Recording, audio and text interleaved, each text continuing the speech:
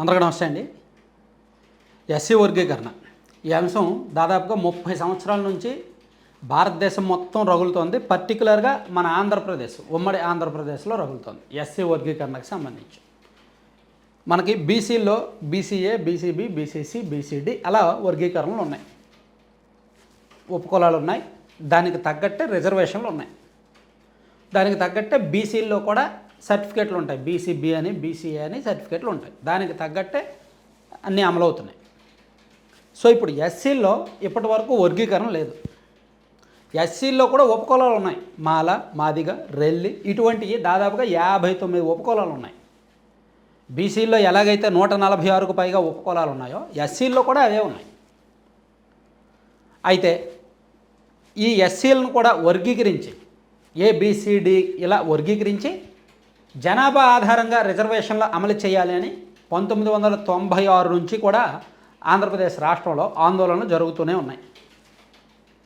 ఉమ్మడి ఆంధ్రప్రదేశ్ ముఖ్యమంత్రిగా చంద్రబాబు నాయుడు గారు ఉన్నప్పుడు అప్పట్లో వర్గీకరణ చేశారు. ఎస్సీలని ఏబిసిడి ఇలా 4 విభాగాలుగా వర్గీకరణ చేశారు. కానీ రాష్ట్రాలకు వర్గీకరణ చేసే హక్కు లేదు, అది కేవలం కేంద్రం మాత్రమే చేయాలి, పార్లమెంటు స్థాయిలోనే జరగాలి అనే ఒక నిబంధన ఉండడంతో సుప్రీంకోర్టు ఈ వర్గీకరణను కొట్టేసింది. అంటే చంద్రబాబు నాయుడు గారి ఆధ్వర్యంలో జరిగిన వర్గీకరణను కొట్టేసింది, చెల్లుబాటు కాదని తీర్పిచ్చింది. ఆ తర్వాత రాజశేఖర రెడ్డి గారు అధికారంలో ఉన్నప్పుడు 2004 తర్వాత రాజ్యాంగ సవరణ చేయాలి అని ఒక నోట్ పంపించారు, కానీ అది అమలు సాధ్యం అవ్వలేదు. అలా ఈ వివాదం నలిగి చివరికి ఒక 4-5 నెలల కిందట, 6 నెలల కిందటే అనుకుంటా, సుప్రీంకోర్టులో ఒక తీర్పు వచ్చింది. ఎస్సీ వర్గీకరణ అనేది రాష్ట్రాల స్థాయిలో రాష్ట్రాలు చేసుకోవచ్చు, ఎస్సీ వర్గీకరణ జరగాలి, అది రాష్ట్రాల స్థాయిలో రాష్ట్రాలు కూడా చేసుకోవచ్చు అని రాష్ట్రాలకు ఒక హక్కు ఇచ్చింది. దీంతో ఈ ఎస్సీ వర్గీకరణ అంశం మళ్ళీ తెర మీదకి వచ్చింది. సో ఇప్పుడు జనాభా ఆధారంగా వాళ్ళని వర్గీకరణ చేసి వాళ్ళకి రిజర్వేషన్లు అమలు చేయాలి అనేది వాళ్ళ డిమాండ్. ఉమ్మడి ఆంధ్రప్రదేశ్లో 2011 జనాభా లెక్కల ప్రకారం మన మొత్తం ఉమ్మడి తెలుగు రాష్ట్రాల్లో అండి ఎస్సీల జనాభా 1,38,78,078. అందులో మాదిగ ప్లస్ ఉపకులాలు 67,02,609 మంది ఉండగా మాల ఉపకులాలు 55,70,244 ప్లస్ మిగిలినవి రెల్లి ప్లస్ ఇతర ఉపకులాలు. ఇవి 2011 ఉమ్మడి ఆంధ్రప్రదేశ్ జనాభా లెక్కల ప్రకారం. అంటే ఓవరాల్గా పోలిస్తే మాల కంటే మాదిగ ఎక్కువ. కానీ ఉద్యోగాల్లో చూసుకుంటే ప్రభుత్వ ఉద్యోగాల్లో కావచ్చు, విద్యలో కావచ్చు, ఇతర చాలా రంగాల్లో వీళ్ళకి అమలవుతున్న రిజర్వేషన్లో ఈ 15% రిజర్వేషన్ ఉంది కదా ఎస్సీలకి, వీళ్ళలో జనాభా చూస్తేనేమో మాదిగలు ఎక్కువ, కానీ ఉద్యోగాల్లో చూస్తే 80% మాలలే ఉంటున్నారు. సో మాకు అన్యాయం జరుగుతోంది, కాబట్టి మాకు వర్గీకరణ చేయాలి, వర్గీకరణ చేసి మాకు సెపరేట్గా రిజర్వేషన్లు ఇవ్వాలి అని మాదిగ ఎంఆర్పిఎస్ మాదిగ పోరాట సమితి ఎప్పటి నుంచో ఫైట్ చేస్తున్నారు. మాకు అన్యాయం జరగకూడదు, మాకున్న రిజర్వేషన్లు మాకు ఉంచాలి అని మాల మహానాడు కూడా ఎప్పటి నుంచో వాళ్ళకు పోటీగా ఫైట్ చేస్తున్నారు. ఈ వివాదం అలా ఉంది. అలా 2014లో రాష్ట్ర విభజన జరిగింది. రాష్ట్ర విభజన జరిగిన తర్వాత తెలంగాణలోనేమో మాదిగ జనాభా ఎక్కువ, ఆంధ్రప్రదేశ్లోనేమో మాల జనాభా ఎక్కువ అయ్యారు. సో విభజిత ఆంధ్రప్రదేశ్లో మొత్తం సుమారుగా 80 లక్షల జనాభా ఉండగా ఎస్సీలు, అందులో మాల ప్లస్ ఉపకులాలు సుమారుగా 40 లక్షలు ఉంటారు. ఇది సుమారుగా rough, not exact. Madiga plus ఉపకులాలు సుమారుగా 35 లక్షలు ఉంటారు. రెల్లి ప్లస్ ఉపకులాలు సుమారుగా 5 లక్షలు ఉంటారు.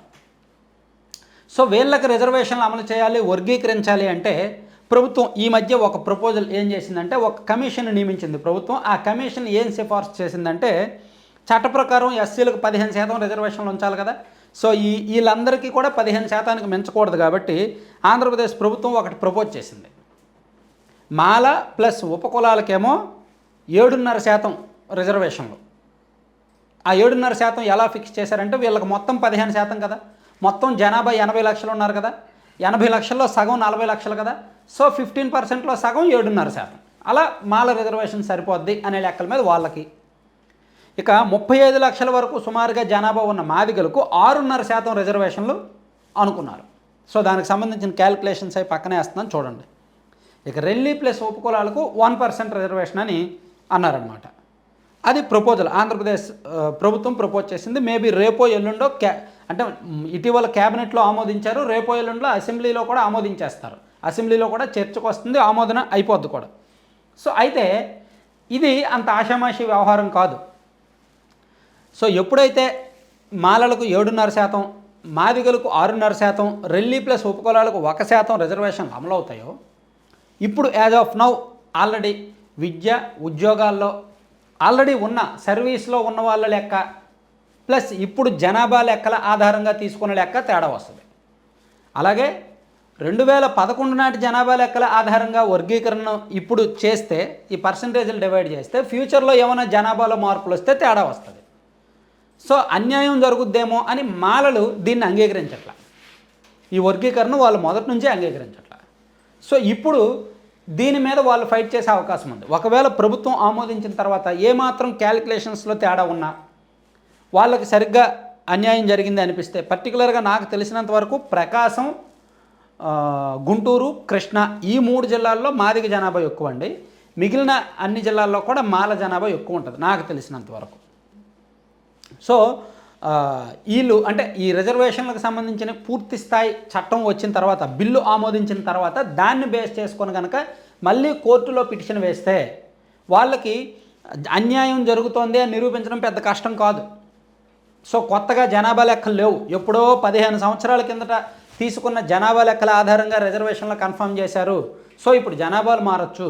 ప్లస్ ఇప్పుడు ఆల్రెడీ విద్యా ఉద్యోగాల్లో అమలవుతున్న వాళ్ళది ఎక్స్ సర్వీస్ మ్యాన్ కోటా ఉంటుంది. ఇదంతా కూడా కొంత ఎక్స్ట్రా తేడాలు ఉంటాయి. కాబట్టి జనాభా లెక్కలు అయిపోయిన తర్వాత రిజర్వేషన్లు అమలు చేయండి అనేది ఒక డిమాండ్ ఉంది. ప్లస్ మాలలకి ఇంకా రిజర్వేషన్లు పెంచాలి, వీళ్ళకి తగ్గించాలి అనేది కూడా ఒక డిమాండ్ ఉంది. సో ఇవన్నీ పట్టుకొని అంత ఈజీ టాస్క్ అయితే కాదండి. నాకు తెలిసినంత వరకు ఈ వ్యవహారం మళ్ళీ కోర్టుకు వెళ్తే మళ్ళీ సుదీర్ఘకాలం నలిగిన ఆశ్చర్యపోకర్లా. ఇప్పటికే దీన్ని బేస్ చేసుకొని మెగా డిఎస్సి నోటిఫికేషన్ పెండింగ్లో పెట్టేశారు. ఎస్సీ వర్గీకరణకు సంబంధించి ఒక నిర్ణయం తీసుకున్న తర్వాత అప్పుడు మెగా డిఎస్సి నోటిఫికేషన్ ఇవ్వచ్చు అని ప్రభుత్వం మొదటి నుంచి దీన్ని ఆపింది, దీన్ని హోల్డ్ చేసి పెట్టింది మెగా డిఎస్సి. సో ఇప్పుడు ఈ వర్గీకరణ బిల్లు ఆమోదించాలి, దాన్ని బేస్ చేసుకొని మెగా డిఎస్సి నోటిఫికేషన్ ఇవ్వాలి. ఒకవేళ వర్గీకరణ మీద ఎవరైనా కోర్టుకు వెళ్తే ఈ మెగా డిఎస్సికి దానికి లింక్ ఉంటుంది కాబట్టి ఇది ఆగిపోతుంది. సో అందుకే ఈ రిజర్వేషన్లు అనేది చాలా సున్నితమైన అంశం. చాలా న్యాయపరమైన చట్టపరమైన చిక్కులు ఏమీ రాకుండా చాలా జాగ్రత్తగా డీల్ చేయాలి. ఏ మాత్రం తేడా ఉన్నా కోర్టులో ఒక పిటిషన్ దాఖలైందంటే సంవత్సరాలు టైం అయిపోద్ది, తినేస్తారనమాట. సో అది సెన్సిటివ్ ఇష్యూ కాబట్టి కొంచెం జాగ్రత్తగా డీల్ చేయాలి. వీళ్ళు కూడా ఆల్మోస్ట్ ఒక కమిషన్ నియమించి ఆ కమిషన్ ఇచ్చిన సిఫార్సుల మేరకే చేస్తున్నారు. కానీ అందరినీ సాటిస్ఫై చేయడం కష్టం, అన్ని వర్గాలని సాటిస్ఫై చేయడం అయితే కష్టం. సో అందుకే దీని మీద ఏం జరుగుద్ది అనేది చూడాలి. కొంచెం సున్నితంగానే మారింది, కొంచెం గొడవ కూడా అంత ఈజీ అయితే కాదు అనిపిస్తుంది నాకు. Thank you.